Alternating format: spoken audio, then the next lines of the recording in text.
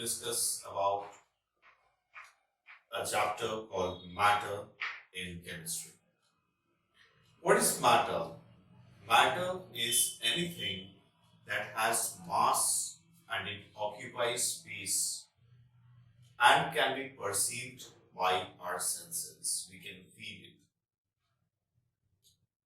A book, a pen, a light, tube light, not the light rays coming out from the tube light, but the tube light itself, fan, air, water, all these things which require some space to stay and occupies some space, has mass and can be perceived by your senses are called matter. Matter are made up of very tiny particles called atoms and molecules. Matter exists in three states: solid, liquid, gases. All these three states of matter are made up of very tiny particles called atoms or molecules. If we take a piece of chalk and we break it,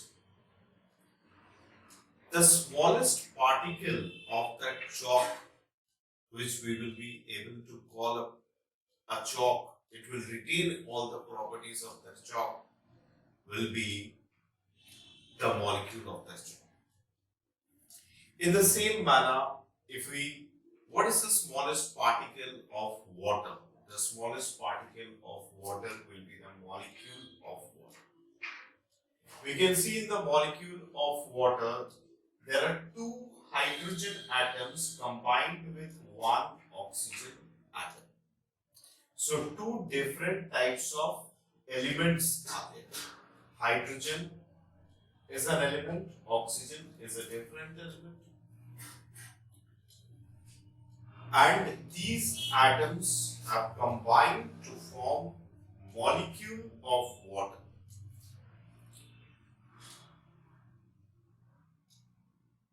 This molecule of water retains all the properties of water.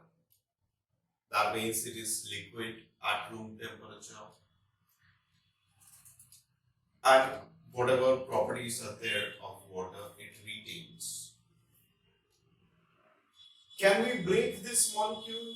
Yes, we can break this molecule. We can split this molecule in two parts, two hydrogen atoms and one oxygen atom.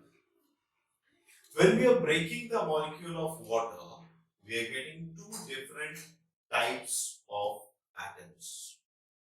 One is hydrogen, one is oxygen. Hydrogen is a combustible gas at room temperature. Oxygen is a supporter of combustion, and that is also a gas at room temperature.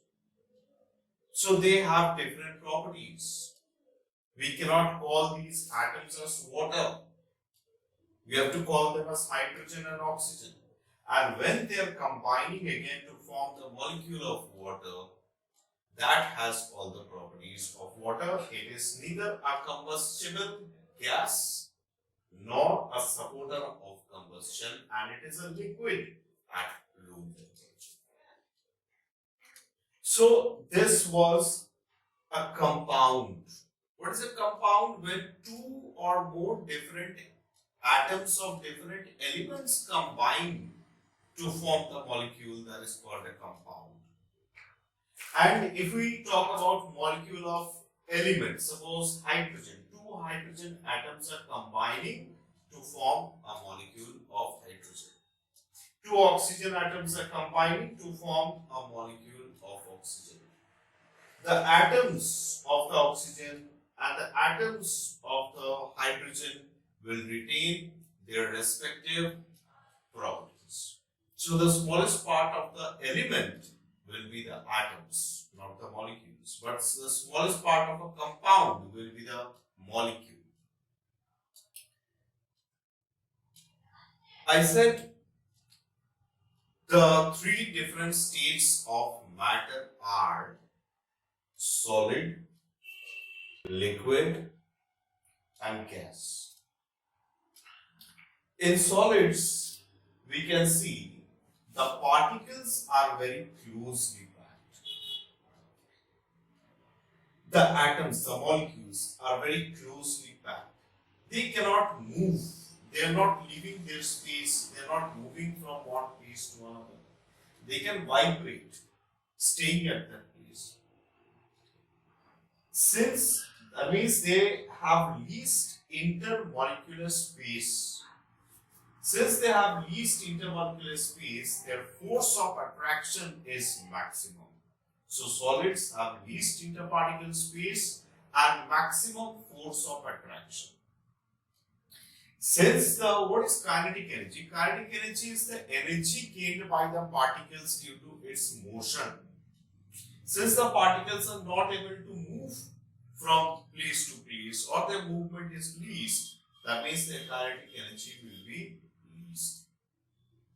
In case of liquid, we can see the particles are slightly far apart as compared to solids. They are moving, they are leaving their space, they are sliding over one another. So their interparticle space is slightly more than that of solids. And that is why their force of attraction is less than that of solids.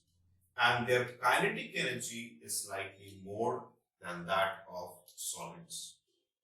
And when we are talking about the gases, we can see the particles are far apart. They are randomly moving from one place to another. That means they have huge kinetic energy. Their interparticle space is vast. They are far apart. And since they are far apart, their interparticle force of attraction will be least. These are the basic differences between solids, liquids, and gases.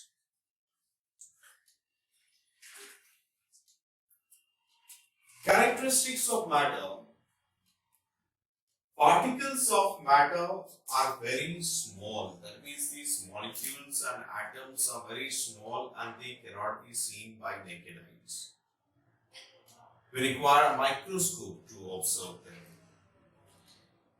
Point number 2, the particles are randomly moving from place to place. They can move from place to place. That means they have some kinetic energy in them.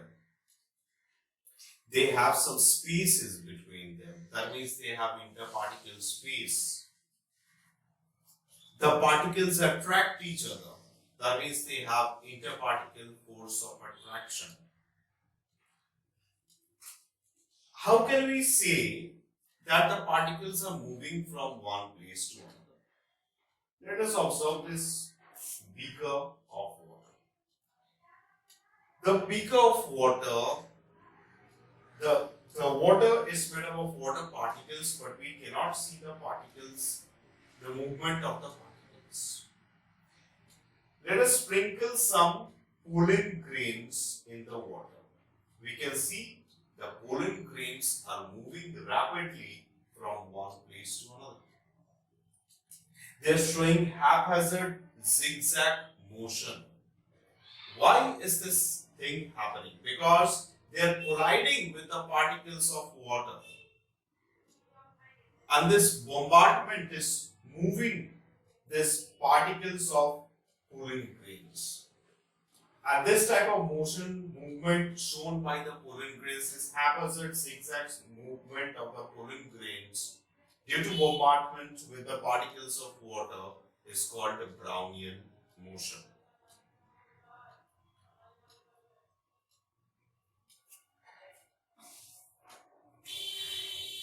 The particles can intermingle with each other.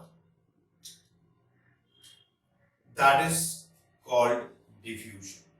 They have spaces between them. Again, if we take a beaker of water and if we drop a crystal of potassium in it, potassium permanganate in it, we see it is dark pink in color, and the color is spreading.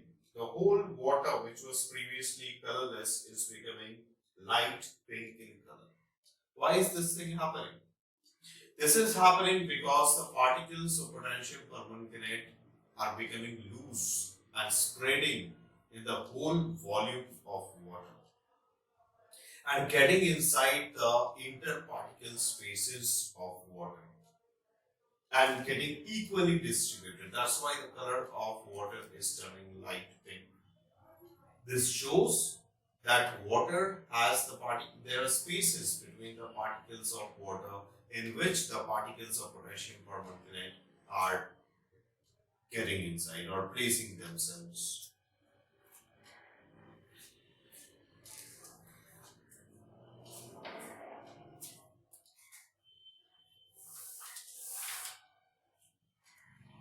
Matter can change from one state to another.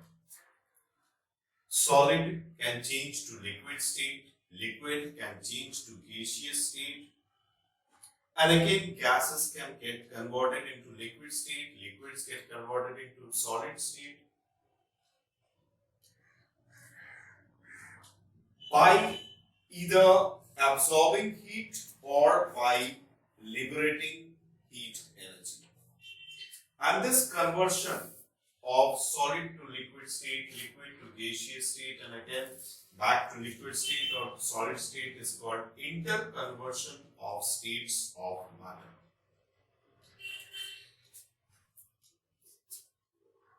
Solid state, when absorbs heat, is converted into liquid state, and liquid, when absorbs heat, is converted into gaseous state. Gases on liberating heat energy gets converted into liquid, liquids on liberating heat energy gets converted into solid.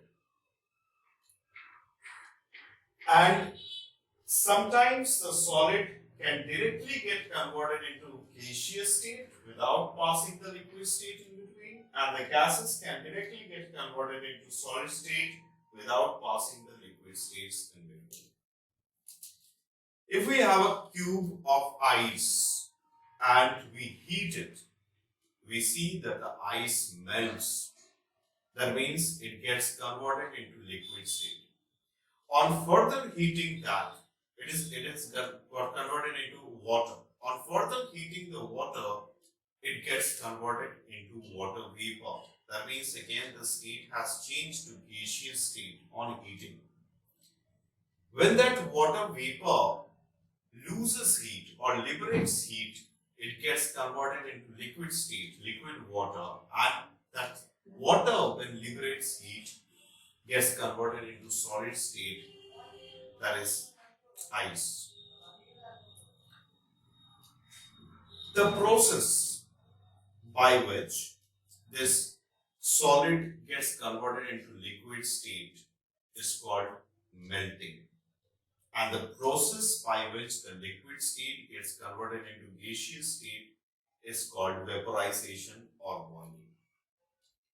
The process by which the gases gets converted into liquid state is called condensation, and the process by which the liquid state gets converted into solid state is called solidification or freezing.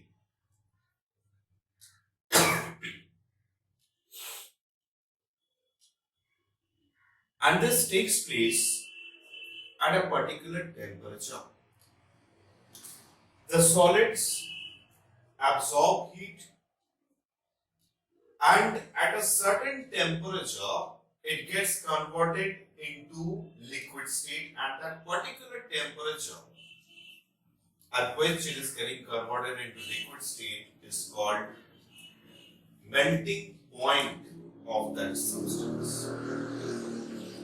The liquids at a particular temperature gets converted into gaseous state, and that temperature at which it is getting converted into gaseous state is called vaporization point or boiling point. Opposite thing is happening. Gases are losing heat at a particular temperature gets converted into liquid, and that particular temperature is called condensation point. The liquids on losing heat gets converted into solid state at a particular temperature, and that particular temperature is called the freezing point of that substance. The melting point of a substance is same as the freezing point of that substance. What ice melts at 0 degrees C, water gets converted into ice at 0 degrees C. The boiling point or vaporization point of a substance is same as the condensation point of that substance. Water vaporizes or boils at 100 degrees C, and water vapor gets converted into liquid state at 100 degrees C. And the direct conversion of solid state to liquid state without solid state to gaseous state without passing the liquid state in between is called sublimation. And the process by which the gaseous state is getting converted into solid state without passing the liquid state in between is called deposition. Evaporation is slightly different from vaporization or boiling. Evaporation is a surface phenomenon. Evaporation is the conversion of water from the liquid state to gaseous state below its boiling point. The particles are gaining kinetic energy, they are leaving the surface and getting converted into gaseous state, and this thing can happen below 100 degrees C.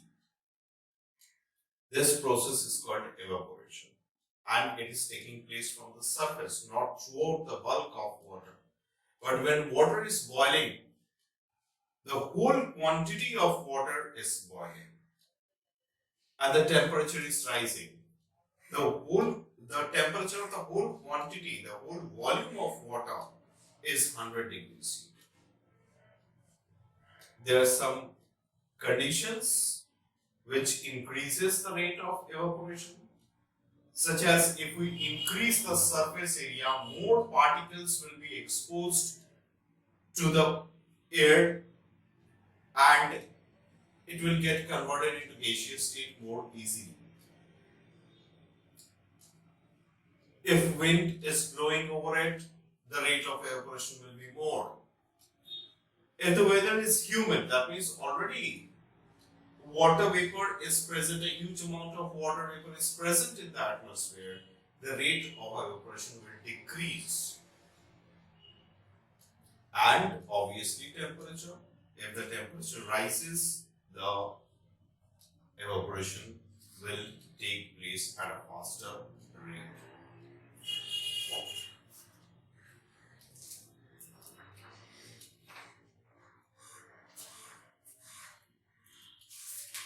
Law of conservation of mass states that matter can neither be created nor can it be destroyed. We cannot create atoms, neither can we destroy atoms. The atoms can combine to form molecules, but we cannot destroy. Or the molecules can split to give out the atoms with which they were made. That doesn't mean we are creating atoms or destroying atoms. Suppose two atoms. What is the formula of water? H2O. How is it getting formed? We don't get atoms of hydrogen. We get molecules of hydrogen. That means H2. So we can see H2, one molecule of hydrogen. We doesn't get oxygen also in the form of atoms. We get molecules of oxygen, so O2 again. Two atoms of hydrogen are combining with two atoms of oxygen gives a molecule of water H2O. O. In this equation, we can see these two are called the reactants and that is called the product. We can see in the reactant side, 2 atoms of hydrogen are there, 2 atoms of oxygen are there, and in the molecule, 2 atoms of hydrogen are there, but there is only 1 atom of oxygen. That shows matter has been destroyed. We have destroyed 1 atom of oxygen. That cannot happen. If we put 2 in front of hydrogen and 2 in front of the molecule of water, the number of hydrogen becomes 4. 2 into 2, 4 in the reactant side.